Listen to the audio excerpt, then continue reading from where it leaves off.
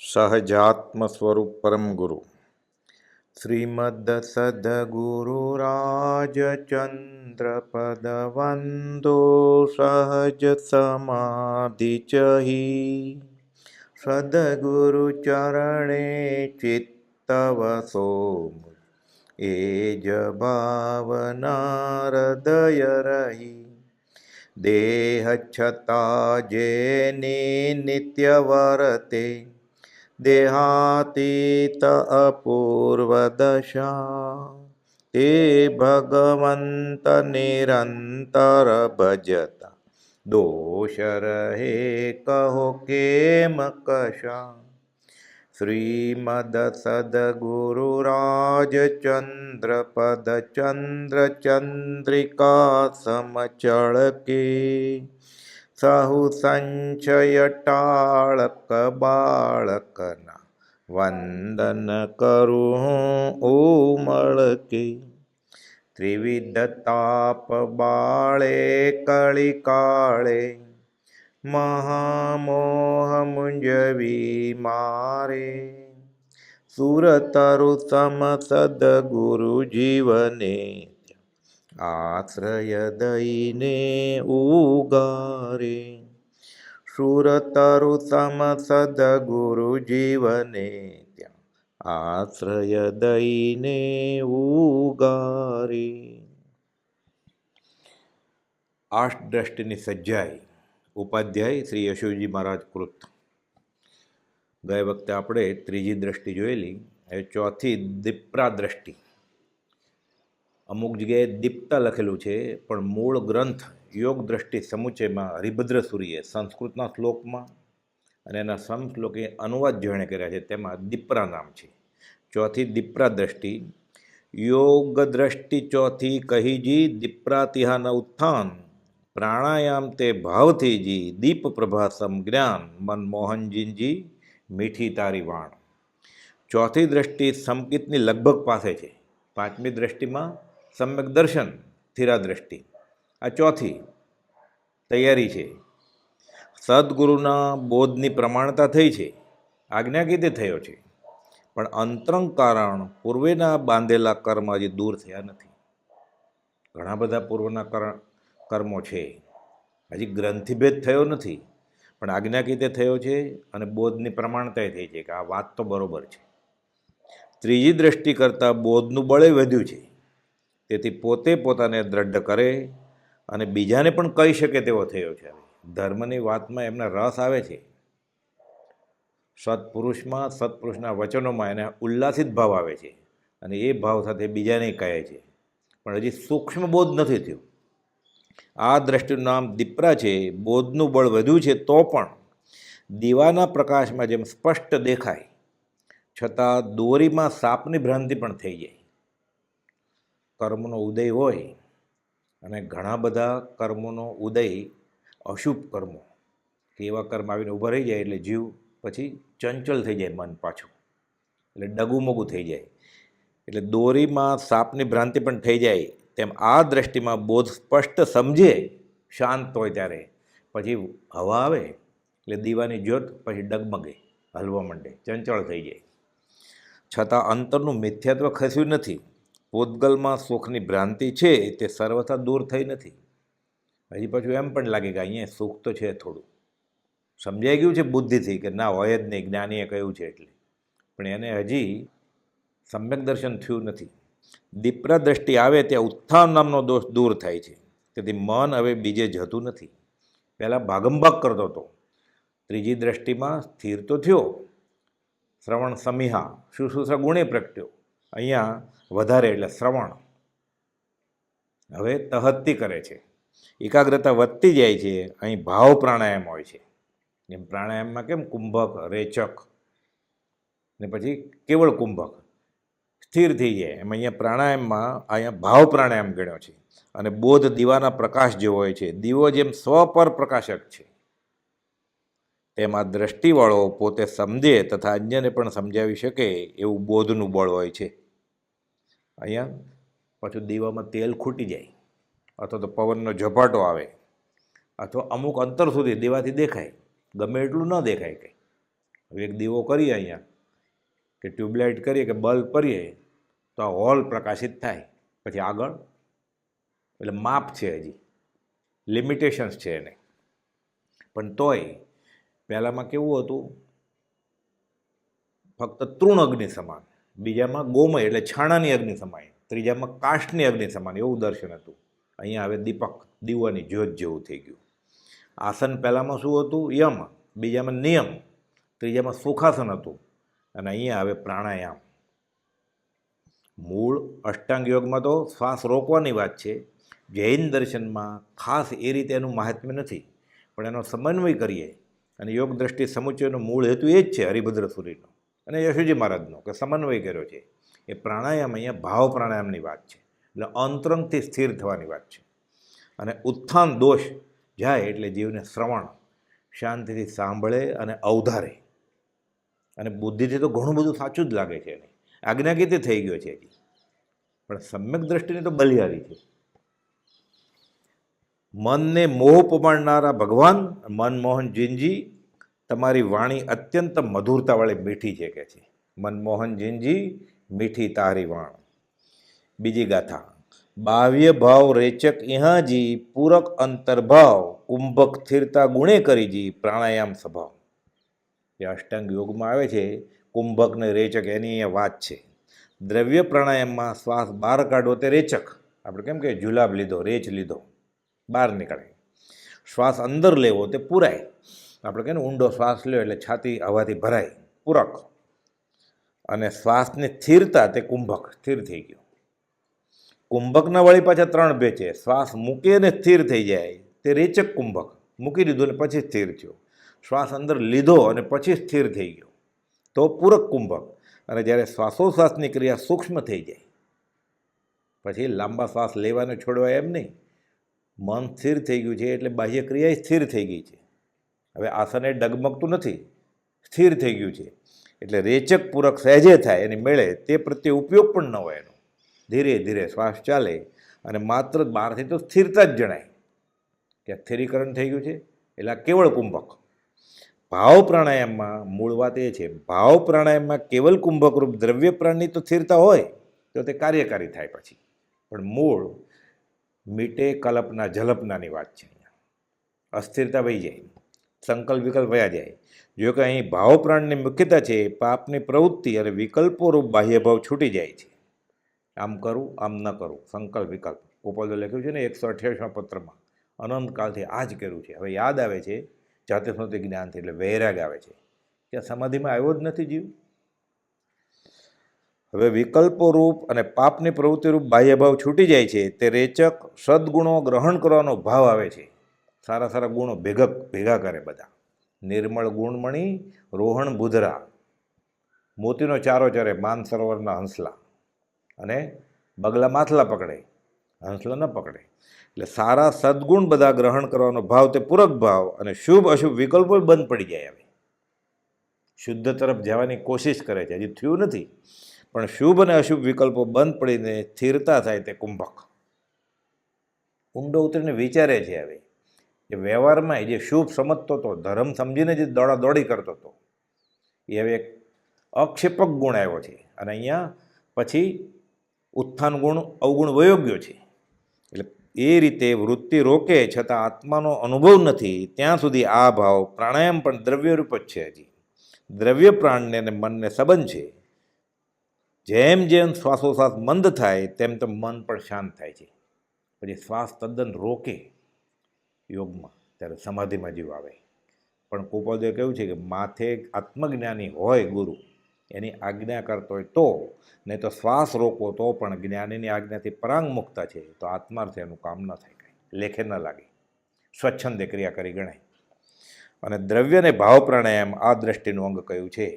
એટલે મૂળમાં તો આનંદજી મહારાજના સ્તવનમાં આવે છે એ પ્રાણાયામ કયો, બૈરાતમ તજી અંતરાત્મારૂપ થઈ સ્થિર ભાવ સુજ્ઞાની, સુમતીનાથ ભગવાનના સ્તવનમાં આવે છે ને. અને પરમાત્મ હો આત્મ ભાવ, આત્મ અર્પણ દાવ સુજ્ઞાની. એટલે આ ભાવ આવે તો એ ભાવ પ્રાણાયામ કહેવાય, અને જીવ સ્થિર થાય અને અધ્યાત્મમાં આગળ વધે. ત્રીજી કડી, ધર્મ અર્થે યહાં પ્રાણને જી છાંડે પણ નહીં ધર્મ, પ્રાણ અર્થે સંકટ પડે છે, જુઓ એ દ્રષ્ટિનો મર્મ. હવે એની એટલી બધી શ્રદ્ધા આવી છે કે પ્રાણ વયા જાય તો વાંધો નથી, પણ હું ધર્મ નહીં છોડું. ધર્મ છૂટશે, અનંતકાળ રખડશે. પ્રાણ છૂટશે, આ શરીર વયું જાય, બીજું મળશે સારું. સારા ક્ષેત્રમાં સત્પુરુષનો સમાગમ થશે. એટલે 10 પ્રાણ, એમાં મુખ્ય તો 5 ઇન્દ્રિયના વિષયો આ પ્રાણ ગણાના છે શાસ્ત્રમાં. એને ત્યજી દે. હવે ઇન્દ્રિયોના વિષયમાં રાચી માચી નહીં, એ આત્મર્થ ન ગુમાવે. સત્સંગના નામે કુસંગ ન કરે. પછી 5 ઇન્દ્રિય, પછી મન વચન અને કાયાના યોગ, અને શ્વાસોશ્વાસને આયુષ્ય, 10 પ્રાણ છે. આયુષ્ય જ આવવા દે કે મારે ધર્મ જોઈએ છે.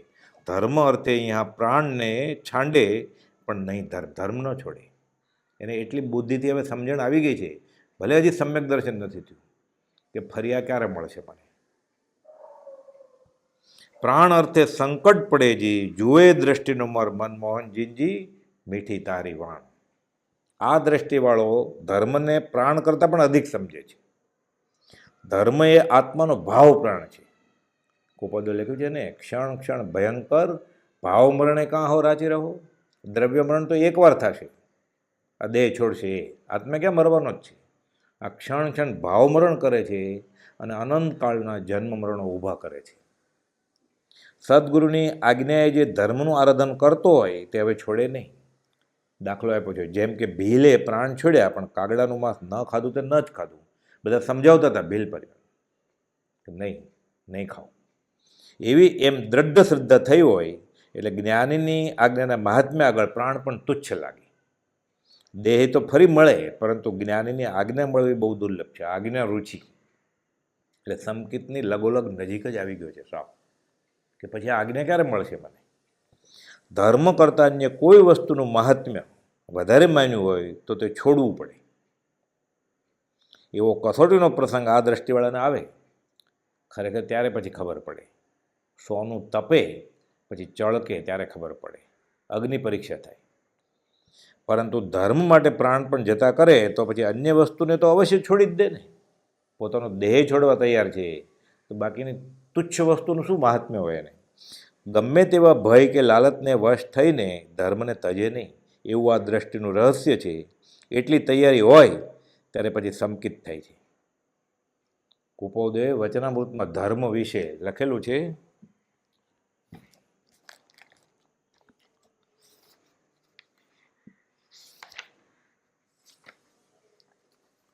ચોથા પાઠમાં કે આ જીવને શું થાય, ધર્મનું શું કહે છે, ધર્મનું મહાત્મ્ય કેટલું છે. કે ચતુરો ચોપેથી ચાહી ચિંતામણી ચિત્ત ગણે. ત્યાં રત્ન ચિંતામણી હું આ ગુમાવી દઈશ. પંડિતો પ્રમાણે છે પારસમણી પ્રેમથી. અચિંત્ય ચિંતામણી છે એ ધર્મની કરણી કરશે એટલે એને એવું મોટું ફળ મળશે કે ચિંતિત પણ ન કરે, ચિંતનમાં પણ ન આવે. કવિઓ કલ્યાણકારી કલ્પતરુ કથે જેને, સુધાનો સાગર કથે સાધુ શુભ શેમથી. કલ્પતરુ ઈચ્છિત ફળ છૂટી શકે જેવું છૂટું હોય તો પછી, અને સુધાનો સાગર અમૃત. એટલે આમ આ બધી ગાથાના અર્થ જોઈએ આપણે તો સંકિત થઈ ગયું એવું જ લાગે. આત્માના ઉદ્ધારને ઉમંગથી અનુસરો જો, નિર્મલ થવાને કાજે નમો નીતિ નેમથી. વધે રાયચંદ વીર. રાયચંદ વીર એટલી નાની ઉંમરે કુપોલદેવ પોતાને વીર જ કહે છે, હું બીજો મહાવીર છું. વધે રાયચંદ વીર એવું ધર્મરૂપ જાણી, ધર્મવૃત્તિ ધ્યાન ધરો વિલખો ન વેમથી. હવે એમાં શંકા વૈમનસ્ય નહીં, સંશયી આત્મા વિનશ્યતી. હવે દ્રઢ શ્રદ્ધા થઈ ગઈ છે. શ્રવણ કર્યું છે એટલે શ્રવણ ગુણમાં ઠરી ગયો છે. એ ચોળ મજીઠનો રંગ લાગે પછી એને, જાય નહીં પછી. અને મરી જાય, આ દેહ છૂટે તો સાથે કોણ આવે? સગા સંબંધી, ગાડી લાડી વૈસા, સોનું રૂપું ચાંદી કાંઈ આવવાનું નથી. એક જ સૃહદ ધર્મ જે મુવા પાછળ જાય, અન્ય સર્વ તો દેહની સાથે નાશ જ થાય. દેહનો નાશ થયો એટલે એના સગા સંબંધી બધું, એના જે સર્ટિફિકેટ, એના એવોર્ડ, એનું સોનું, એની એફડી, એનું બેંકના ખાતા, એના માનપત્રો, એ જમીન જાગીર બધું નાશ થઈ ગયું. એને માટે તો આપ મુએ પીછે ડૂબ ગઈ દુનિયા, કબીરજી કહે છે. એટલે ધર્મ છોડે નહીં, પ્રાણ છોડી દે. ચોથી ગાથા. તત્વશ્રવણ મધુરોદકેજી ઇહા હોય બીજ પ્રરોહ ખાર ઉદક સંભવ તેજેજી ગુરુ ભક્તિ અદ્રોહ. તત્વશ્રવણ આ મધુરું ઉદક મીઠું પાણી છે, શાંત શીતળ. આ દ્રષ્ટિમાં શ્રવણ ગુણ પ્રગટ્યો. હવે તત્વશ્રવણથી જે યોગના બીજ પ્રથમથી ગ્રહણ કર્યા હતા, યોગના બીજ તો પહેલેથી બધા પહેલી દ્રષ્ટિમાંથી ભેગા કરવા માંડેલો, એમાં હવે ફણગા ફૂટવા માંડ્યા, ઉગે છે બીજ પ્રરોહ, ફણગા ફૂટીને ઉગવા માંડ્યા. અર્થાત યોગના બીજોથી યોગ્યતા આવવા માંડી. તેમાં તત્વશ્રવણ રૂપ મધુરપણનું સિંચન થતાં તેમાંથી શમ, સંવેગ, નિર્વેદ, આસ્થા, અનુકંપા બધું પ્રગટવાની જ તૈયારીમાં છે, પ્રગટી ગયું છે, અંશે સંપૂર્ણતાની તૈયારીમાં છે. આથી સંકિતના લક્ષણો ધીરે ધીરે પ્રગટ થવા માંડે છે. જ્ઞાનીનો બોધ જે આત્મને સ્પર્શીને નીકળે છે તે તેની મધુરતા છે. એટલે તત્વશ્રવણ મધુર ઉદક, આ વાણી આત્માને લૂછાઈને આવે છે એટલે મીઠી લાગે છે. ગાંધીજીએ કહેલું કે કવિશ્રીને સાંભળ્યા જ કરીએ કે જાણે રૂપેરી ઘંટડીનો રણકાર. આત્માને સ્પર્શીને નીકળેલી વાણી તેની મધુરતા છે. તે વાત સમજાય નહીં, હજી તહતી નથી થતું, પણ બુદ્ધિથી તહતી થાય છે. અને અંદરથી હજી રણકાર જે સમ્યક દ્રષ્ટિને આવે બેફાટ એ નથી થયું, પરંતુ તે મધુરતા કામ કરે છે. અને ભાવ જેનાથી વધે તેવા અતત્વ શ્રવણ, હવે કુસંગમાં જાય નહીં, કુસંગતિ આદિને ખારા પાણીની જેમ તજી દે છે. ખારા પાણીમાં ઝાડ ઉગે નહીં, બીનો નાશ થઈ જાય. હવે આ જીવ સમજે છે કે હું કુસંગ કરીશ તો મારું અધ્યાત્મનું જે ભેગું કર્યું છે અત્યાર સુધી એ વયું જશે, એટલે ભાગતો ફરે કુસંગથી. જેટલો સંસાર ભાવ છૂટ્યો તેટલો ગુરુ પ્રત્યેને ભાવ વધ્યો. ગુરુ ભક્તિથી આત્મબોધ થાય છે. અને સંકિત ન હોય તો પણ ગુરુ ભક્તિ અવશ્ય કલ્યાણકારી છે. આમ તો ગુરુ ભક્તિ એ તીર્થંકર નામ કર્મનું કારણ છે. ગુરુ ભક્તિથી શાસ્ત્ર મેં વિસ્તારે, તીર્થંકર નામ કર્મના વિસ્થાનક છે, એમાં એક ગુરુ ભક્તિ છે. સંકિત ન હોય તો પણ ગુરુ ભક્તિ અવશ્ય કલ્યાણકારી છે અને તેથી સુખ અનુભવાય છે. પરંતુ સેવા ભક્તિ કરતાં ગર્વ કરે કે હું જાણી ગયો અને પોતાને બીજાને કહેવા જાય, બોધ દેવા ટોળા એકત્ર કરે, તેથી પછી ગુરુનો એને ડર લાગે અથવા ચિંત્ય કે ગુરુ ન હોય તો સારું. ગુરુનો શબ્દ ફેર થાય તો ભૂલ કાઢે કે તમને ઉતારી પાડવા પ્રવર્તે, એ આદિ અહંકાર કશાય કરે તે દ્રોહ છે. આ દ્રષ્ટિમાં જે આવી ગયો છે એટલે હવે અદ્રોહ, આવું ન થાય એને. ગુરુની આજ્ઞા પોતાનો ક્ષોપશમ ગુરુ કરતાં વધારે હોય તો પણ ભૂલ ન કાઢે ગુરુની. બ્રહ્મચારીજીએ પ્રભુજીને ક્યારે પણ કોઈ પણ બાબતમાં એમ કહ્યું નથી બાપા આમ નહીં ને આમ, પછી કહે નહીં. એ આદિ અહંકાર કશાય કરતે દ્રોહ છે, તેથી સંકિત થતું અટકી જાય અને પાપ બાંધે છે. આજ્ઞા ગુરુનામ અવિચારણીય. પ્રત્યક્ષ એમ લાગે કે આ વ્યવહારે ખોટું છે, પણ ધર્મની વાતમાં પોતે સ્વચ્છંદ કરે નહીં. એને ખબર હોય મારું હિત ગુરુની આજ્ઞા માનવામાં જ છે. આ દ્રષ્ટિમાં તો દ્રોહ રહિત સાચી ભક્તિ ઉગી ગઈ છે. સદગુરુની ભક્તિથી સમાપત્તિ આદિ ભેદથી તીર્થંકર ગોત્રો સુધીનું પુણ્ય બાંધી લે છે. અર્થાત દ્રોહ રહિત ગુરુ ભક્તિ ઉત્તમ ફળને આપનારી છે. માત્ર સંકિત અર્થે વિનય ભક્તિ કરે, વ્યવહારિક ફળ નથી જોતું, નિયાણું નથી કરતો. હવે ફળ અવંચક, ક્રિયા અવંચક અને યોગ વંચક થઈ ગયો છે. હવે તો આજ્ઞા આરાધે તે અદ્રોહ ભક્તિ છે. એવી અદ્રોહ ભક્તિથી કષાયાદિ ઉપશમ પામી ગ્રંથિભેદ થાય ત્યારે સમ્યક દર્શન અને સમ્યક જ્ઞાન પ્રગટ થાય છે.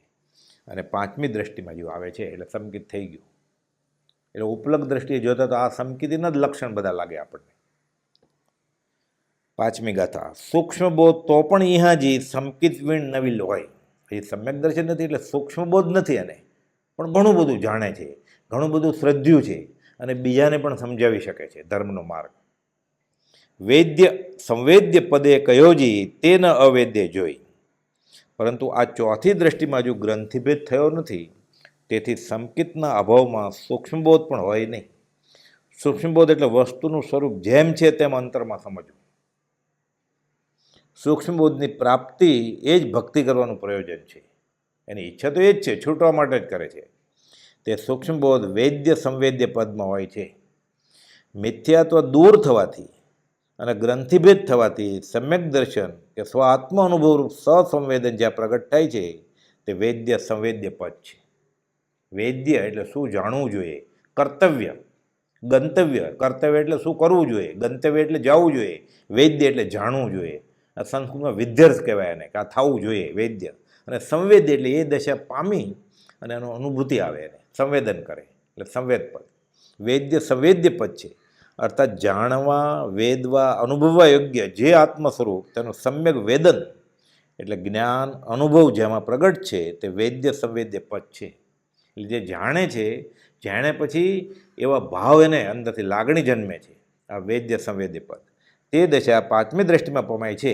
એટલે અહીંયા હજી એ નથી થયું, એટલે હજી એને ઓગ દ્રષ્ટિમાં જ ગણ્યો, યોગ દ્રષ્ટિમાં નહીં. પહેલી ચાર દ્રષ્ટિમાં આત્માનુભવનું સ્વસંવેદન નથી, તેથી તે પદ અવેદ્ય સંવેદ્ય કહેવાય છે. એટલે પહેલી, બીજી, ત્રીજી, ચોથીમાં હજી અવેદ્ય સંવેદ્ય કહ્યું, પાંચમીથી પછી વેદ્ય સંવેદ્ય. તે મિથ્યાત્વયુક્ત દશામાં અવેદ્ય સંવેદ્ય પદમાં સૂક્ષ્મ બોધ હોતો નથી. એટલે શાસ્ત્રી નામ છે આના બધા. હવે છઠ્ઠી ગાથામાં કહે છે, વેદ્ય બંધ શિવ હેતુ છે જી, સંવેદન તસ્નાણ નઈ નિક્ષેપે અતિ ભલુજી, વેદ્ય સંવેદ્ય પ્રમાણ મનમોહન જીનજી મીઠી તારી વાણ. વેદ્ય એટલે જાણવું, શું એનાથી ફાયદો થાય, એને ખબર પડે બંધ અને મોક્ષનો હેતુ શું. વેદ્ય એટલે જાણવા યોગ્ય તે શું, તો કે બંધ શિવ હેતુ તે, મને બંધ કેનો પડે છે અને મને મોક્ષ કેમ થાય. આ જાણે, જે કારણ બંધના એ જાણે તો પછી એનાથી ઉલટી દિશામાં વર્તે તો છૂટે પછી જીવ. બંધના કારણ અને મોક્ષના કારણ એ જાણવા યોગ્ય અથવા વેદ્ય છે. અને વેદ્યનું જે જ્ઞાન અથવા જાણવું તે સંવેદન છે. એને હવે એને અંદરથી રણકાર આવે કે આ વાત સાચી છે. અર્થાત જાણવા યોગ્ય વસ્તુ વૈદ્ય સંબંધી જે વિવેક જ્ઞાન તે વૈદ્ય સંવેદ્ય છે. અને વ્યવહાર સંકિત તથા નિશ્ચય સંકિત જેમ કહેવાય છે તેમ નઈ નિક્ષેપથી વસ્તુ સ્વરૂપને વૈદ્ય સંવેદવાળો જાણે છે. અર્થાત વસ્તુને નઈ નિક્ષેપથી યથાર્થ સ્વરૂપે જેમ છે તેમ જાણે છે, તેથી પ્રમાણ છે એને વૈદ્ય સંવેદ્ય પ્રમાણ. સૂક્ષ્મબોધ સંસારથી તારનાર અને કર્મને ભેદનાર છે, તે વસ્તુને અનંત ધર્માત્મક જાણે છે, તેથી જાણેલું પ્રમાણભૂત છે. પહેલાં બાહ્ય ક્રિયાને ધર્મ માનતો હતો, અથવા સંપ્રદાયમાં થતી ક્રિયાને ધર્મ માનતો હતો, મંદિરમાં કે તીર્થસ્થળમાં જે થતું હોય એને ધર્મ માનતો હતો. હવે એને ખબર પડી કે ખરો ધર્મ આત્માના સ્થિરીકરણ સમાધિસ્થ દશામાં છે. એ જ્ઞેય અને ઉપાદેયનો વિવેક જાગે આગળ જતા. સાતમી ગાથા, તે પદ ગ્રંથિ વિભેદથી જી છેલ્લી પાપ પ્રવૃત્તિ તપ્ત લોહપદ ધૃતિ સમીજી, ત્યાં હોય અંતે નિવૃત્તિ.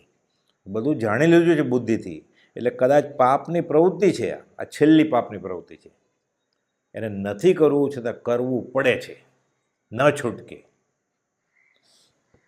એ પદ ક્યારે પ્રાપ્ત થાય તો કે ગ્રંથિભેદ સંકિત થાય ત્યારે વૈદ્ય સંવેદ પર પ્રાપ્ત થાય છે. પછી 591માં કોપોદો લખ્યું છે ને, પૂર્વ પશ્ચાત પશ્ચાતાપવાળી. અને 232માં ખંભાતના ત્રિભુવનભાઈને લખ્યું છે કે ન છૂટકે કરવું પડે નિસ્પૃહ બુદ્ધિથી અને પ્રારબ્ધ વશાત, પછી એને એમ થાય. પછી જે પાપ પ્રવૃત્તિ કરે છે તે ન છૂટકે કરે છે, કારણ કે બંધના કારણ દુઃખદાયી જાણે છે. તેથી કર્મના ઉદયમાં પરવશપણે યુદ્ધાદિ કરે તો પણ તે તડકામાં તપી ગયેલા લોઢા ઉપર ચાલવા સમાન. વણાક નટવરને ચેડા રાજાના હુકમથી જવું પડેલું લડાઈમાં. મનમાં શું હતું, મારે લડવા જવું નથી, પણ વ્યવહાર નિભાવવો પડે છે, હું સહન કરીશ પણ હું બાણ મારીશ નહીં. યુદ્ધાદિ કરે તો પણ તે તડકામાં તપી ગયેલા લોઢા ઉપર ચાલવા સમાન મહાદુઃખદાયી સમજીને કરે છે. અર્થાત જેટલી પાપ પ્રવૃત્તિ તે સંકિતી કરે છે તે પૂર્વકર્મના મુદ્દે થાય છે અને છૂટે છે. તેવું કરવાના ભાવ નથી, એના કરવું નથી, કરવું પડે છે. એ રીતે 24માંથી 22 તીર્થંકરને સંસાર માંડવો પડેલો. ભૌગોલિક કર્મ ક્યાં જાય, કરવાના ભાવ તો છે જ નહીં, તેથી ફરી કરે નહીં. તેથી છેલ્લી પાપ પ્રવૃત્તિ કઈ છે, તપાવેલા લોઢા ઉપર પગ મૂકીને તરત ઉપાડી લે છે, પણ તે પગ ટકાવવા જેમ ઈચ્છા થતી નથી. હું ઊભો રહું પછી એમ થાય. તેમ બહારથી પાપની પ્રવૃત્તિમાં પ્રવૃત્તો લાગતા છતાં ચિત્ત ત્યાં ટકતું નથી. સંસારના કાર્યોમાં મન ખૂચે જ નહીં. હવે આ દ્રષ્ટિવાળાને આવું હોય તો કોપોદોને કેવું થતું હશે. એટલે કોપોદો લખ્યું, આંખ પાસે જમીનની રેતી ઉપડાવવાનું કામ કરીએ છીએ, એક હાથે મહાભિરણ સમુદ્ર તરીએ છીએ, ત્યાં આવ્યો રે ઉદય કારમો, પરિગ્રહ કાર્ય, પ્રપંચ રે, ધંધો વધે પ્રપંચ કહે છે. પછી માથું ધડ ઉપર રહે એવું નથી, તો એ રાખીએ છીએ સમાધિ દશાથી. કેમ? પૂર્વેના કર્મ ખપાવા છે. ચોથી દ્રષ્ટિવાળાને આવું થતું હોય તો કુપોલજીની કઈ દશા છે? સંસારના કાર્યોમાં મન ખૂજતું નથી, માત્ર હેય બુદ્ધિથી વૈરાગ્ય સહિત પ્રવર્તે છે. તેથી તે પાપ પ્રવૃત્તિ છેવટની છે, અર્થાત ફરી તેવા કર્મબંધનું તે નિમિત્ત થતી ન હોવાથી અંતે નિવૃત્ત થાય છે. એટલે બહારથી એક એવું લાગે કે આવા પાપ પ્રવૃત્તિમાં રોકાયેલો છે જીવ, પણ એના ભાવ નથી, એટલે કરવું પડે છે, કરવું નથી. સેવે છતાં અણસેવતો, આસવા પરિસવા થાય પછી એને તો. 8મી ગાથા. એ થકી વિપરીત છે જી પદ તે અવેદ્ય સંવેદ્ય, ભવામિનંદી જીવને જી તે હોય વજ્ર ભેદ્ય, મનમોહનજીનજી મીઠી તારી વાણ. હવે કાયાપાતી છે, ચિત્તપાતી નથી.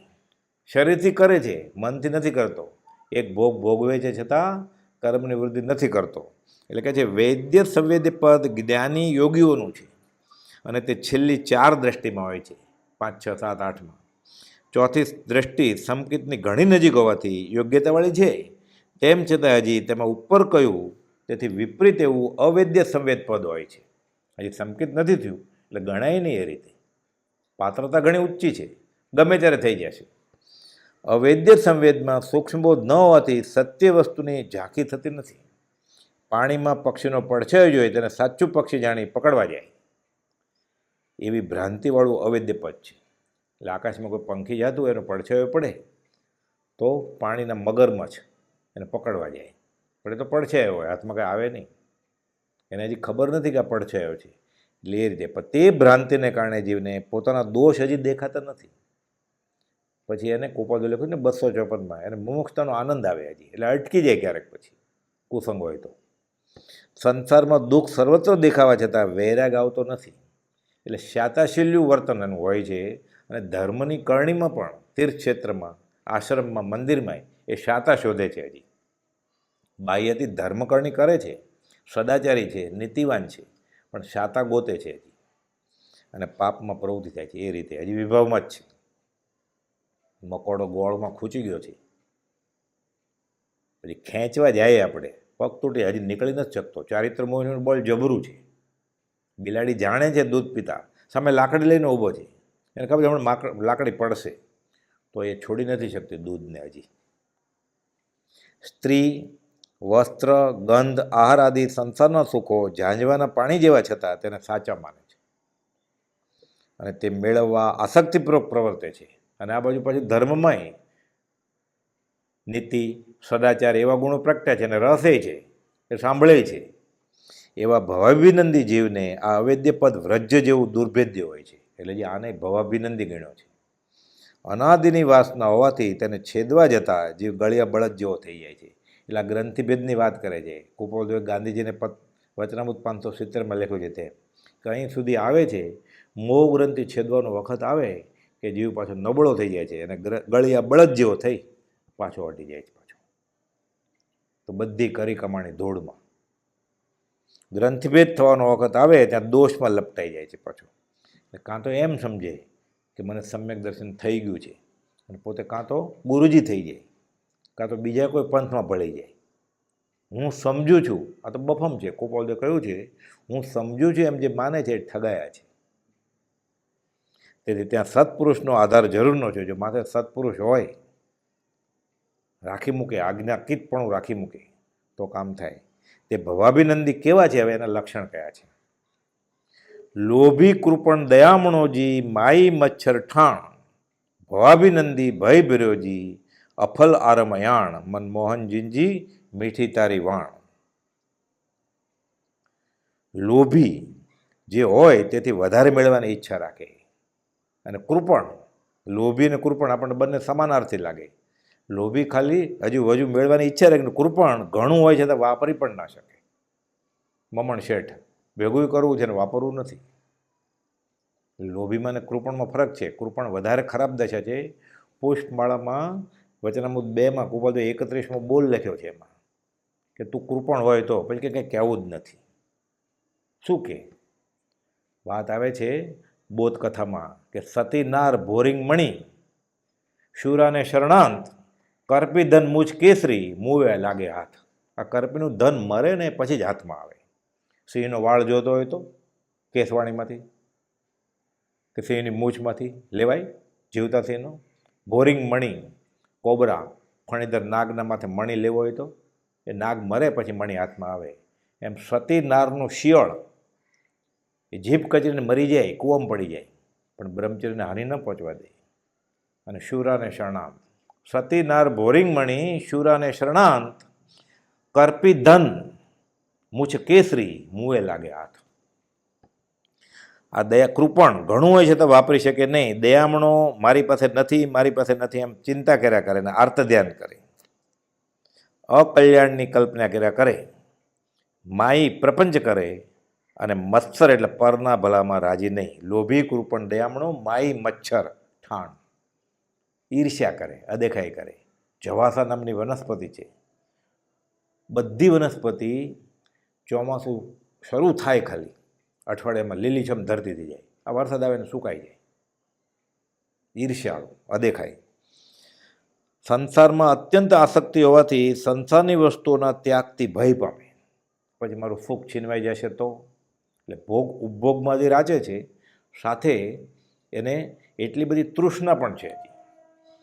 એવા ભવાભિનંદીના શુભ કાર્યો પણ કીર્તિ કે પુણ્યબંધ અર્થે જ હોય છે. ધર્મની કરણીએ કરે, પાછો દાને કરે, ક્રિયાએ કરે, સંગ કાઢે, તકતી મુકાવે દાન કરીને, પણ આ બધા કાર્યો એના પુણ્યબંધ અર્થે છે, છૂટવા માટે નહીં. ધર્મ કરતો સૌ જગ ફિરે પણ ધર્મ ન જાણે હો મર્મ જીનેશ્વર, એટલે એવું થાય પછી.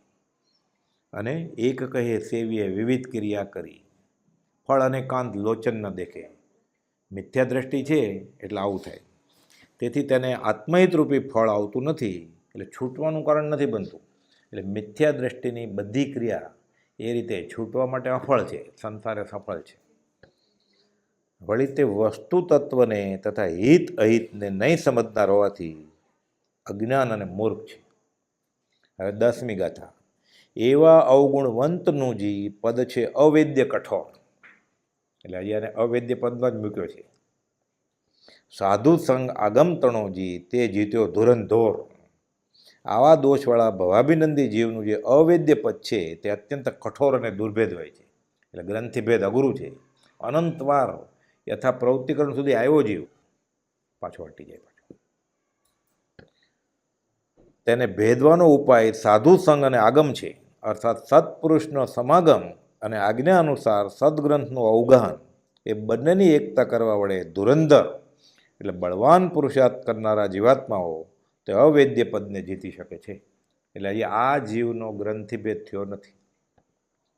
અર્થાત બળવાન જીવો સત્સંગ અને આગમ દ્વારા, અહીં આવ્યું ને સાધુ સંગ આગમતણોજી, એટલે સંગ સાધુનો એટલે સત્પુરુષનો અને સંગ આગમનો. અર્થાત બળવાન જીવો સત્સંગ અને આગમ દ્વારા એ અવેદ્ય પદને જીતીને વેદ્ય સંવેદ્ય પદ પ્રાપ્ત કરે છે. તો 5મી દ્રષ્ટિમાં આવી જશે. ઓગ દ્રષ્ટિમાં તેમજ મિત્ર આદિ 3 દ્રષ્ટિમાં આ અવેદ્ય સંવેદ જીતાવવું અશક્ય છે. તેથી માત્ર 4થી દીપ્ત્રા દ્રષ્ટિને છેડે તે જીતવાનું વિધાન છે. તે પહેલાં યોગ્યતા લાવવા માટે મુખ્યપણે ઉપદેશબોધનું કથન કરાય છે. એટલે પહેલાં તો સદાચાર, નીતિ, 5 ઇન્દ્રિયના વિષયો જાય, કશાયો ઘટે, એ બધો બોધ છે. અહીંયા સિદ્ધાંતની વાત છે જ નહીં, ઉપદેશબોધનું પ્રાધાન્યપણું છે. 11મી ગાથા. તે જીતે સહજે ટળેજી વિષમ કુતર્ક પ્રકાર. આ જીતી જાય તો પછી વિષમ કુતર્ક પ્રકાર જીતી જાય, નહીં તો શું થાય? દૂર નિકટ હાથી અણેજી જેમ એ બઠર વિચાર. તે અવેદ્ય સંવેદ પદ જીતાતા તેની સાથે જે અનેક પ્રકારના હાનિકારક કુતર્કો હોય છે તે વૈદ્ય સંવેદ પદમાં સૂક્ષ્મ પ્રાપ્ત થતાં આપોઆપ ટળી જાય. એ કુતર્કનું દ્રષ્ટાંત એ આપ્યું છે. કોઈ ન્યાયિક વિદ્યાર્થી ન્યાય ભણીને ઘેર આવતો હતો, ત્યાં રાજમાર્ગમાં સામેથી ગાંડો બનેલો હાથી દોડતો આવતો જોયો. તેની ઉપર બેઠેલો મહાવત બૂમો પાડીને લોકોને દૂર નાસી જવા કહેતો હતો કે હડફેટમાં આવતા નહીં, હાથી મારી નાખશે, કાં તો સૂંઢમાં લઈને ફંગોળશે અને કાં તો પગ નીચે કચરી નાખશે. તેથી લોકો દૂર નાસી ગયા. પરંતુ પેલો ન્યાયવાદી બટુક, આ નવો નિશાળ્યો, ત્યાં જ ઊભો રહ્યો. તે તર્ક કરવા લાગ્યો, જે ભણીને આવેલો એ, કે કે હાથી પ્રાપ્તને હણે છે કે અપ્રાપ્તને? દૂર નિકટ હણે હાથી. જો પ્રાપ્તને હણતો હોય તો માવત તો ઉપર જ બેઠો છે, એને હણવું જોઈએ ને. અને અપ્રાપ્તને હણતો હોય તો બધા ભાગી ગયા, એની પાછળ ભાગીને મારવા જોઈએ એને. મને શા માટે મારે? એટલામાં તો હાથી નજીક આવી ગયો, આ બધું અહીંયા ગોઠવણી કરે છે. અને બઠરને શૂળમાં પકડીને ચીરી નાખ્યો ને મરણ પામ્યો.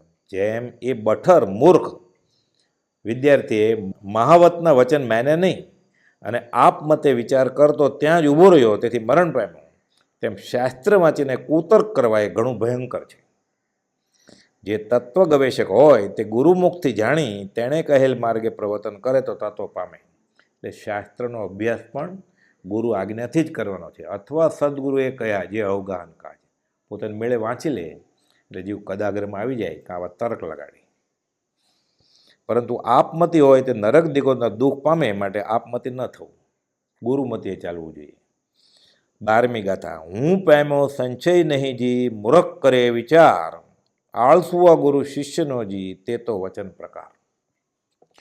કુતર્કો કરતા પછી પોતાનો તર્ક જ સાચો છે એમ આગ્રહ થઈ જાય નહીં, તેથી અભિમાન કરે, પોતાને સર્વજ્ઞ જેવો માને અને કલ્પિત મતની સ્થાપના કરવા માંડે. પછી આવ્યું કે યથા પ્રવૃત્તિકરણ સુધી આવે, હજી ગ્રંથિભેદ નથી થયો, પણ બીજા ઘણા ગુણો પ્રગટ્યા છે એટલે પોતાને સમકીતી સમજે, પોતે ગુરુ થઈ જાય અને નવો મત પ્રવર્તવા માંડે, અને ટોળું વળે પછી એટલે આખો નવો પંથ શરૂ થઈ જાય.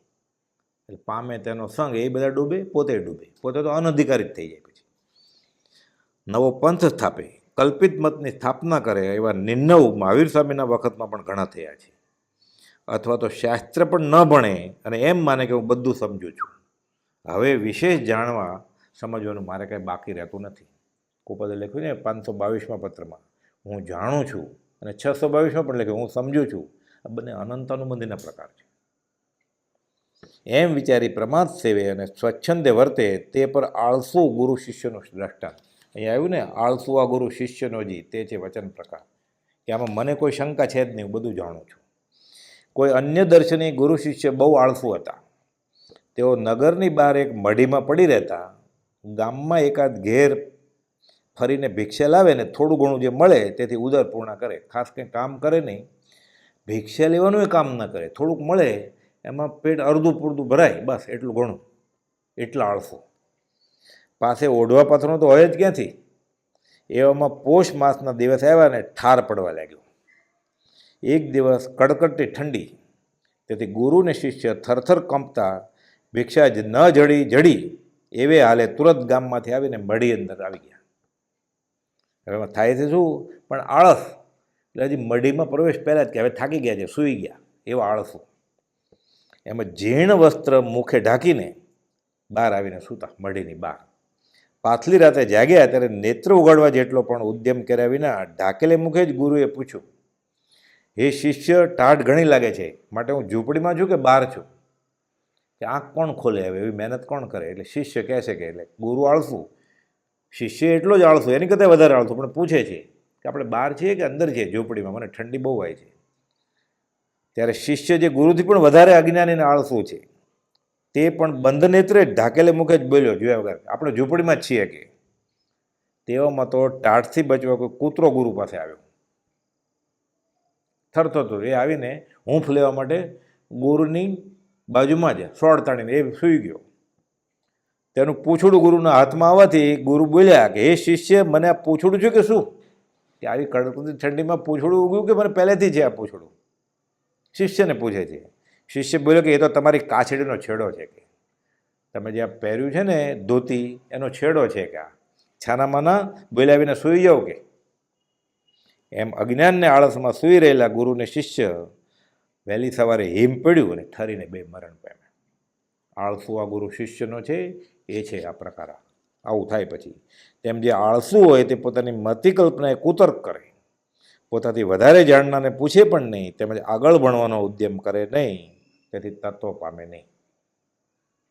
કુતર્ક અનેક પ્રકારે છે, પરંતુ તેમાં મહાપુરુષોનો અપવાદ બોલવો, જેમ કે સર્વજ્ઞ નથી એમ કહેવું, એ આદિ મુખ્ય કુતર્ક છે.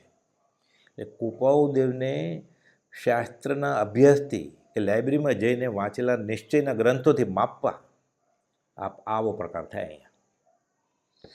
કુતર્કના અનેક પ્રકાર છે, પરંતુ તેમાં મહાપુરુષોનો અપવાદ બોલવો કે જેમ કે સર્વજ્ઞ નથી એમ કહેવું એ આદિ મુખ્ય કુતર્ક છે. શ્રી હરિભદ્ર સુરી કહે છે કે જેમને મોક્ષે જવું છે એ જીવોએ કુતર્કનો આગ્રહ કરવા જેવું નથી. ન ઓળખણ તો વાંધો નહીં, થશે સમાગમે આગળ જતા મંદ કશાય છે ત્યારે. તેઓએ શેનો આગ્રહ કરવો તો કહે છે શ્રુત જ્ઞાન ભણવાનો. શીલ એટલે દ્રોહ વિરતિનો અને સ્વરૂપમાં સ્થિર થવા રૂપ સમાધિનો તેમજ પરોપકાર કરવાનો આગ્રહ ભલે કરવો. એટલે મારું પણ કલ્યાણ થાય, સામેવાળાનું કલ્યાણ થાય, સ્વ પર કલ્યાણ, કે જેથી જ્ઞાન દશા પ્રગટે. ગૌતમ સ્વામી જેવા 4 જ્ઞાનના ધણી હતા. તેઓએ પણ પોતાની ભૂલ થતાં તરત આનંદ શ્રાવકની માફી માગી હતી. તેવી રીતે કુતર્કનો આગ્રહ ન કરતા તરત તેથી પાછા વળવું. એ તો સત સમાગમ, સત્શાસ્ત્ર કે કૃપાઉદયની વાત આવતી હોય અને એમાં નિશ્ચયના ગ્રંથો વચમાં લાવે તો આ અપ્રશસ્ત શાસ્ત્રીય અભિનિવેશ કયો છે. વચનામું 661માં 13મી ગાથા. ધીજે તે પતિ આવવું જી, આપ મતે અનુમાન, આગમને અનુમાનથી જી સાચું લે સુજ્ઞાન. એટલે ઓગ દ્રષ્ટિવાળો અને યોગ દ્રષ્ટિવાળો એની વાત કરે છે કે માત્ર બુદ્ધિથી તર્ક દ્વારા અતિન્દ્રિય વસ્તુનું જ્ઞાન થઈ શકતું નથી. ધીજે તે પતિ આવવું જી. જેમ કે આગમમાં શમ સંવેગાદી ગુણો હોય તો સંકિત કયું છે તે ન ગણાય અને તર્કથી સંકિત થઈ જાય એમ માની લે. તેથી લાભ થાય નહીં કે હું શાસ્ત્રો વાંચી લઈશ અને સમ્યક દર્શન કરી લઈશ એમ થાય નહીં. પરંતુ આગમને મળતી દશાથી પ્રમાણ સહિત અનુમાન કરે પછી કે શાસ્ત્રમાં શું લખ્યું છે એવું મારું વર્તન છે, એવું મને પરિણામ થયું છે, તો અર્થાત આગમમાં કયા પ્રમાણે આજ્ઞાનુસાર આચરણ કરીને યોગ અભ્યાસ દ્વારા તે દશા પ્રગટ કરે, મેળવી જોઈએ આગમ સાથે. પછી તેને આગમમાં કહેલા લક્ષણો સાથે સરખાવી પ્રમાણ કરે તો તેવા અનુમાન અથવા સુતર્કથી સમ્યક જ્ઞાન પ્રાપ્ત થાય છે. 14મી ગાથા. નહીં સર્વજ્ઞ જુજુવાજી તેના જે વળી દાસ, ભક્તિ દેવની પણ કહીજી ચિત્ર અચિત્ર પ્રકાશ. હવે અહીં બુદ્ધિથી કરેલા અનુમાન અને આગમ એટલે આપતા પુરુષના વચનને અનુસરે કરેલા અનુમાન એ બેની પ્રમાણતા વિશે દ્રષ્ટાંત આપે છે. જગતમાં અનેક ધર્મમતો પ્રવર્તે છે. તેમાં દરેક ધર્મવાળા પોતાના ધર્મસ્થાપકને સર્વજ્ઞ માને છે.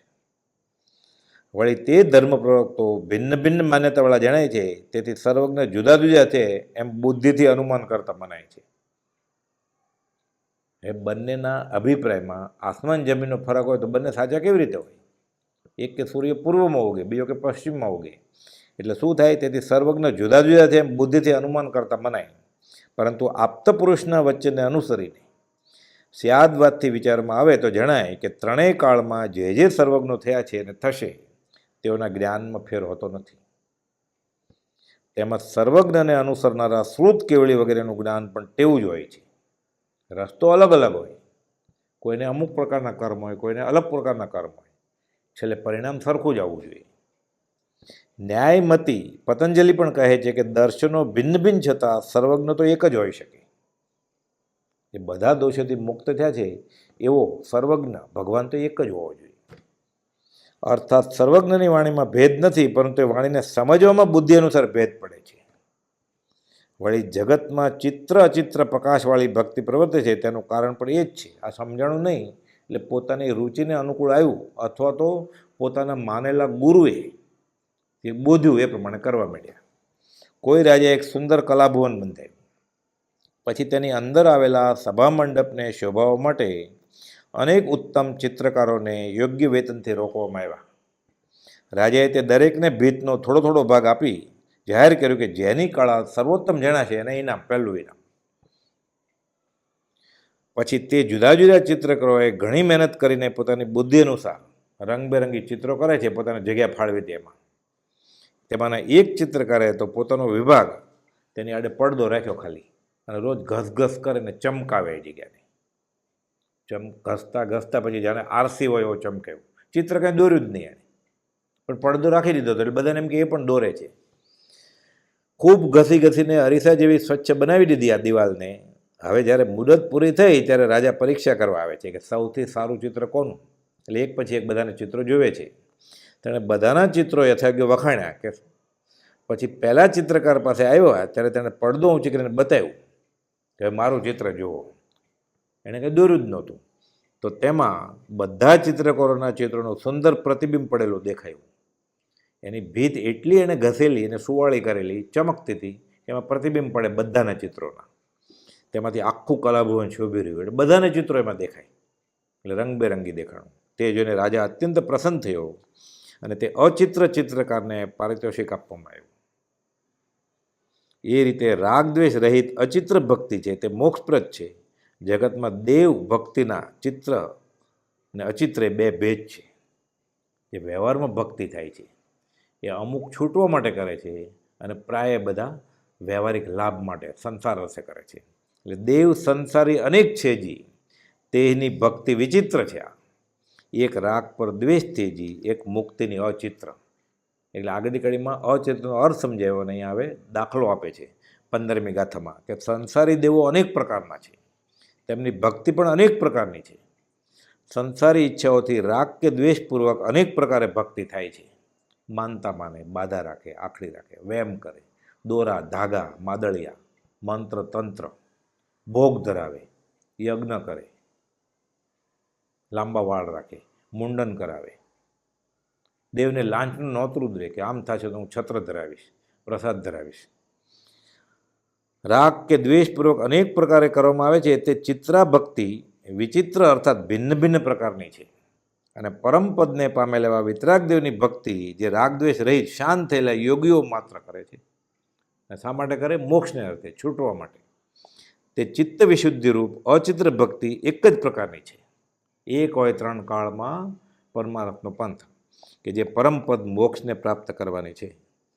બધા ધર્મમાં આ તો કયું જ છે, નિર્વાણ શેઠા સવ ધમ્મા, બધા ધર્મમાં મુક્તિને શ્રેષ્ઠ જ કહી છે.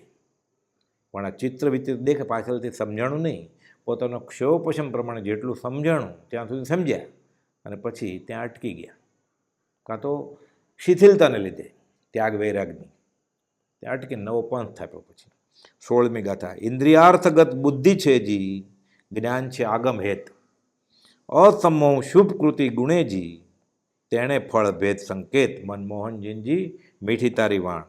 વળી સમાન વિધિથી સદ અનુષ્ઠાન કરનારા જીવોના આશયમાં પણ કર્મ અનુસાર અનેક ભેદ પડી જાય છે. તેથી હૃદયના આશયને અનુસરીને ફળ મળે છે તે પણ ભિન્ન ભિન્ન હોય છે. તે કહે છે માત્ર ઇન્દ્રિય ગોચર પદાર્થને આશ્રય કરનાર તે બુદ્ધિમાન છે. એ આવ્યું ને, ઇન્દ્રિયાગર્થ બુદ્ધિ છે જી. આગમ અનુસાર અતિન્દ્રિય પદાર્થને પણ જે સમજે તે જ્ઞાનમન છે. એમ તો કે મારી બુદ્ધિમાં બેસે એટલું જ માનું, તો બુદ્ધિમાં બધું બેસે એમ નથી, કેમ કે આ આત્મજ્ઞાન એ અતિન્દ્રિય જ્ઞાન છે. એ બુદ્ધિથી આંખથી કંઈ આત્મા દેખાય નહીં. એટલે આગમ અનુસાર અતિન્દ્રિય પદાર્થને પણ જે સમજે તે જ્ઞાનમન છે. તદ ઉપરાંત મોહરહિત આત્મીયતા જે પ્રવર્તે તે અસમોહ ક્રિયાવાન છે. ક્રિયાઓ બધી કરે પણ મોહ વગર, જ્ઞાનીની આજ્ઞા પ્રમાણે. એમ મુખ્ય 3 લક્ષણવાળા જેવો હોય છે તેઓ દ્વારા કરાતી એક જ ક્રિયાના ફળમાં પછી ભેદ પડી જાય. એક બુદ્ધિને આશ્રિત બધું કરે છે, એક આગમ શાસ્ત્રને આશ્રિત કરે છે, અને એક મોહ વગર કરે છે. મોહ વગર કરે છે એ સૌથી ઊંચો. 17મી ગાથા.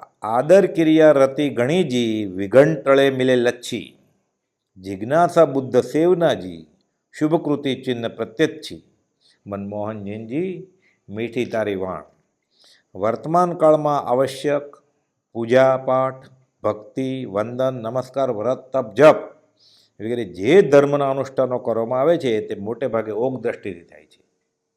કેમ? ક્રિયામાં રાચી માચીને જીવું, ધર્મ કર્યો એમ માને છે. અને ક્રિયા પ્રાય ભૌતિક લાભ માટે કરે છે કે હું આ ધર્મ કરણી કરીશ તો મને સુખ મળશે. આત્મિક સુખની વાત નથી, વ્યવહારિક સુખની ઈચ્છા છે. પણ આ અનુષ્ઠાનોને અમૃત ક્રિયારૂપ બનાવવા હવે આચાર્ય જણાવે છે કે આદર ક્રિયા રતિ ગણીજી ગમે છે, વિઘંટળે મિલે લચ્છી, જિજ્ઞાસા બુદ્ધ સેવનાજી, શુભ કૃતિ ચિહ્ન પ્રત્યે. આ અનુષ્ઠાનો પ્રત્યે આદર બહુમાન રાખવું કે આનો હેતુ શું છે. ક્રિયા કરવામાં અત્યંત પ્રીતિ કરવી, વેઠ ન ઉતારવી.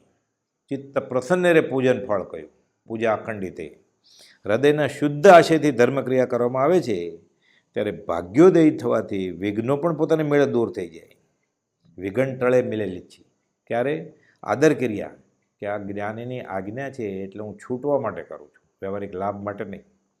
વિઘ્નો ચાલ્યા જેવાથી શુભ ભાવની વૃદ્ધિ થતાં પુણ્યરૂપ લક્ષ્મી પ્રાપ્ત થાય છે. તેમજ સત્ક્રિયામાં પ્રવૃત્તિ કરતાં જ્ઞાન દર્શન આદિ ભાવલક્ષ્મી પણ પ્રાપ્ત થાય છે. વળી તત્વની જિજ્ઞાસા બુદ્ધ સેવનાજી, અને તે અર્થે જ્ઞાનીના ચરણની ઉપાસના સેવા કરવી. સેવનાજી શુભ કૃતિ ચિહ્ન પ્રત્યક્ષી, એ પણ સદ અનુષ્ઠાન કયું છે અને પુણ્યબંધના પ્રત્યક્ષ ચિહ્ન છે. ગોપાલજી કહ્યું છે ઉપાસના જીન ચરણની અતિશય ભક્તિ સહિત મુનિજન સંગતિ રતિ હતી સંયમ યોગ ઘટિત. તો બરોબર. હવે ઉપર કયા તે બુદ્ધિ આદિના ભેદથી તેના ફળમાં પણ ભેદ પડે છે. તે કહે છે કે જેમ જેમ આવા ફેરફાર હોય ખ્યાલમાં એ પ્રમાણે ફળ એવા મળે, પછી જેવા ભાવ તેવા હરિફળે. 18મી ગાથા. બુદ્ધિ ક્રિયા ભવફલ દિયેજી, જ્ઞાન ક્રિયા શિવ અંગ. અસમો ક્રિયા દિયેજી, શીઘ્ર મુક્તિ ફલ ચંગ. મનમોહનજીનજી મીઠી તારી વાણ. બધા ધર્મની કરણી કરે છે, એક વ્યવહારિક ફળ માટે કરે છે. એક શિવ અંગ એટલે મોક્ષનું કારણ તરીકે કરે છે બુદ્ધિથી સમજીને, અને એક અસમો મોહ જ નથી, નિષ્પૃહ ભક્તિ, નિષ્કામ ભક્તિ. આનંદજી મહારાજે લખ્યું છે ને, એક કહે સેવીએ વિવિધ ક્રિયા કરી, ફળ અને કાંત લોચન ન દેખે.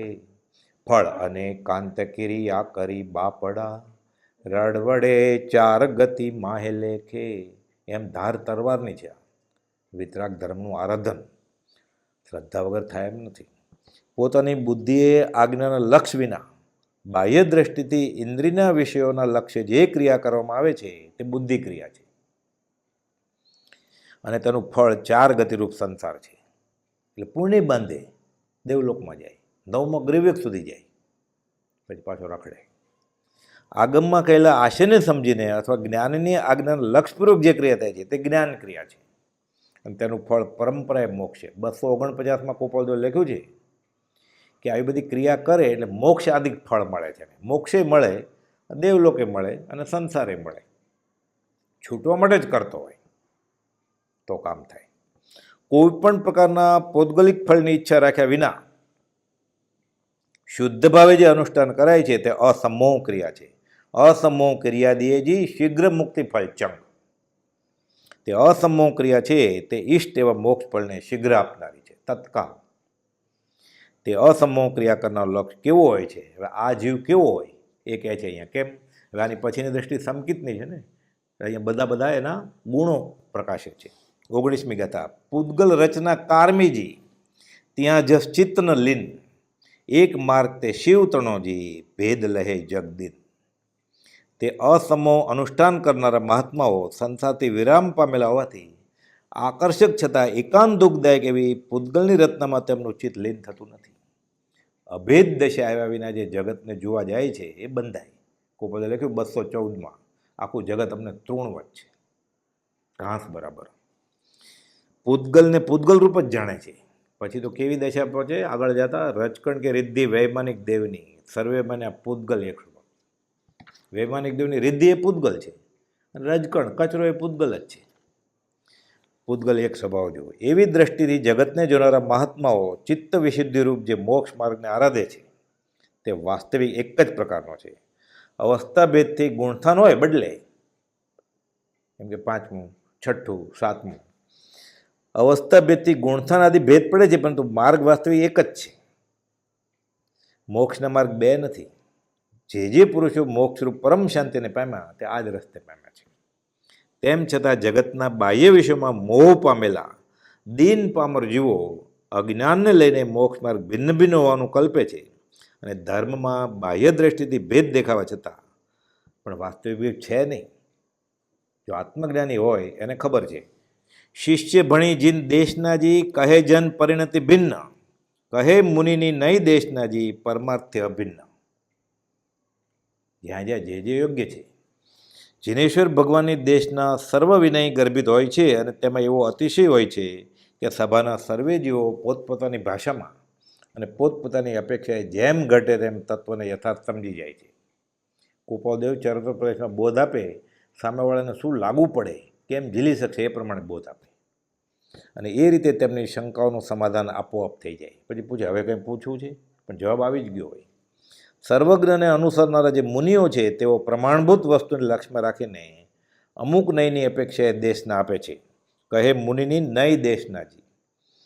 પરભવની શ્રદ્ધા કરાવવા નિત્ય દ્રવ્ય દ્રષ્ટિ ઉપર ભાર મૂકે અથવા વૈરાગ્યના હેતુથી અનિત્ય પર્યાય દ્રષ્ટિ ઉપર ભાર મૂકે, એમ જુદા જુદા જીવોને ધર્મનું બીજ આરોપણ જે રીતે થાય એ રીતે જુદા જુદા નહીંથી દેશને આપે, પણ પરમાર્થથી અભિન્ન જ છે, બહારથી અલગ અલગ લાગે. ધર્મનું બીજ આરોપણ જે થાય એ રીતે જ કરે છે અને જુદા જુદા નહીંથી દેશને આપે છે, પરંતુ તેમાં મોક્ષ પ્રાપ્તિ એ જ એક પરમાર્થ હોવાથી તે અભિન્ન જ કહ્યું છે. 21મી ગાથા. શબ્દભેદ ઝઘડો કિશોરજી, પરમારથ જો એક, કહો ગંગા કહો સૂર નદીજી, વસ્તુ ફરે નહીં છેક, મનમોહનજીજી મીઠી તારી વાણ. કપિલ એટલે સાંખ્ય દર્શનના પ્રણેતા, બુદ્ધ એટલે ગૌતમ બુદ્ધ બૌદ્ધ ધર્મના પ્રણેતા આદિ અન્ય દર્શનના મહાપુરુષે ઉપદેશો કર્યા છે. તેઓએ પણ સર્વજ્ઞને માન્ય કરીને કહું છું એમ કહ્યું છે કે મારું નહીં, આ જ્ઞાનીનું લક્ષણ છે.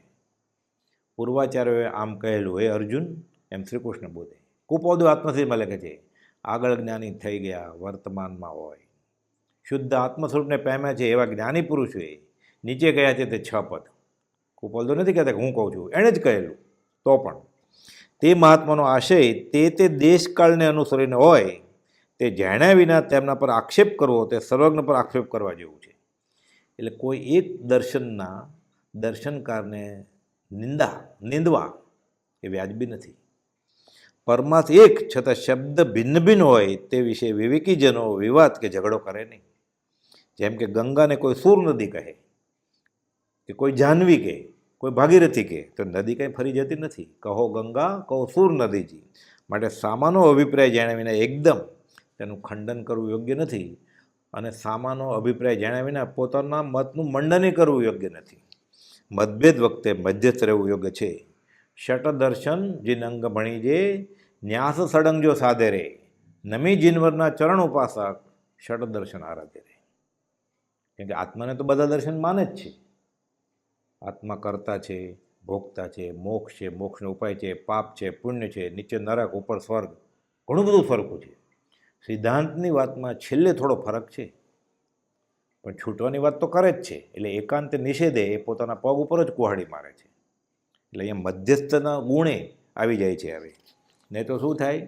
કબીર કહે છે, એક એક મુલ્લા દો મુલ્લા, મુલ્લા 18 લાખ હુઆ, આદિ પીરમ કી ખબર ન ભઈ, અલ્લાહ અલ્લાહ કરી મુઆ, કબીરા એ મારગડા જુદા.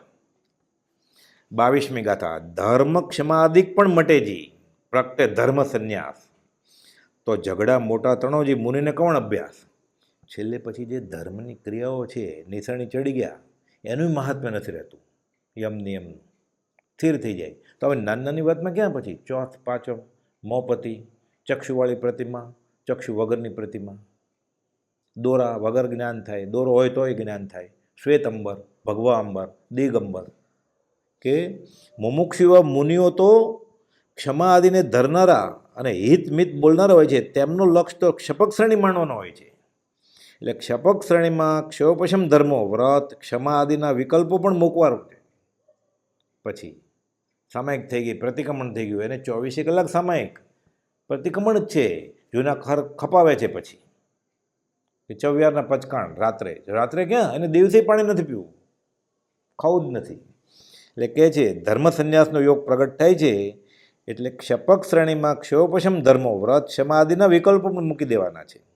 ત્યારે આત્માના ક્ષાયિક ધર્મો પ્રગટે છે. તેથી મુનિઓ તો પરમાત્મ પ્રત્યે લખ રાખે, તો પછી તુચ્છ નજીવી વાતોમાં મોટા ઝઘડા કરવા એને કેમ ઘટે? આવી નાની નાની વાતમાં અટકે. જે અટકે, કુપદો લખ્યું છે, જે આમાં અટક્યા છે બંને પક્ષ મિથ્યાત્વિક છે. અને આમે વિચારીએ, કુપદોએ કહ્યું છે કે આખો કોઈ એક પક્ષ, એક સંપ્રદાયના બધા એક સાથે મોક્ષે જવાના જ નથી. રાગ દ્વેષ જે છોડશે મોક્ષ વયો જશે. પછી મોક્ષ તો આત્મા જવાનો છે. સફેદ કપડાં, ભગવા કપડાં કે નિર્વસ્ત્ર હોય, એ ક્યાં શરીર ત્યાં જવાનું જ છે. એ સ્ત્રી કે પુરુષનું શરીર ક્યાં ત્યાં જવાનું છે? મોક્ષ તો આત્માનો થવાનો છે. એટલે કહે છે કે આવા બધા ઝઘડા, મોટા ઝઘડાની ક્યાં વાત જ છે? ક્ષમા આદિક પણ મટે, ધર્મ ક્ષમાદિક પણ મટે જી, પ્રગટે ધર્મ સંન્યાસ. સ્થિરીકરણ જ થઈ ગયું છે. જ્યાં તો સંકલ્પ વિકલ્પને સ્થાન જ ક્યાં છે? હવે સમાધિસ્થ દશા, પરમાર્થ મૌન, પછી ઠરી જાય જીવ. 23મી ગાથા. અભિનિવેશ સગળો ત્યજીજી, 4 લહી જણે દ્રષ્ટિ. આગ્રહ, અભિનિવેશ એટલે કદાગ્રહ, જે જાણ્યું એ બધું છોડી દીધું, અને 4 દ્રષ્ટિ જેણે લહી ભેગી કરી. તે લેશે હવે પંચમીજી, સુયશ અમૃત ઘન વૃષ્ટિ, મનમોહનજી મીઠી તારી વાણ. કુતર્ક મોટો શત્રુ છે, તેથી વિપરીત અભિનિવેશ થાય છે. તેને તજવા માટે 11 થી 22 ગાથામાં પ્રસંગોપાત કથન કર્યું. સતત બધી વાત કરી કે સાચો સાધક, સાચો મુમુક્ષુ, મુનિ અને ધર્મ સંન્યાસ જે લે એ કેવા હોય. અને મુનિઓ તો મહાપુરુષે કયા પ્રમાણે વર્તે છે, પરને લેશ પણ પીડા કરે નહીં, સ્વ પર ઉપકાર જ કરે, પોતાનું કલ્યાણ સાધે, પોતાની પાસે આવે એનું કલ્યાણ સાધે. પૂજ્ય પુરુષોનો વિનય કરે, દોષિતની દયા ચિંતવે. જીવ સ્વભાવથી જ દોષિત છે, તેના અવગુણ તરફ ન જોવે, પછી અનુકંપા એટલે નિંદાપાત્ર નહીં, દયાપાત્ર એમ માને. આજે દોષિતની પણ દયા ચિંતવે, એમ મૈત્રી, પ્રમોદ, કરુણા અને માધ્યસ્થ ભાવને ચિંતવે. એ રીતે સર્વ મિથ્યા આગ્રહોને તજીને પ્રથમની 4 દ્રષ્ટિના ગુણો પ્રગટ કરે, તેને 5મી સ્થિરા દ્રષ્ટિ પ્રાપ્ત થાય છે. એટલા એલિજિબલ, લાયક થઈ ગયો ઉમેદવાર. શ્રી યશુજી મહારાજ કહે છે કે તે સ્થિરા દ્રષ્ટિ અમૃતગનની વૃષ્ટિ જેવી છે. સુયશ અમૃતઘન વૃષ્ટિ, એટલે આગળથી કહી દીધું કે આ દ્રષ્ટિમાં જે પુરુષાર્થ ફરવશે અને 4 દ્રષ્ટિ પૂરી થશે અને 5મીમાં પ્રવેશશે તો અમૃતની વર્ષા છે. પછી અને એ સુધારસ મળી ગયો પછી જીવ શું થશે? રસ દેવ નિરંજન કોપી ગઈ જોગ જુગો જુગ સો જીવી. પછી એ દશા હવે 5મી દશા દ્રષ્ટિમાં આવશે, એ આપણે અવસરે લેશું. સહજાત્મ સ્વરૂપ પરમ ગુરુ.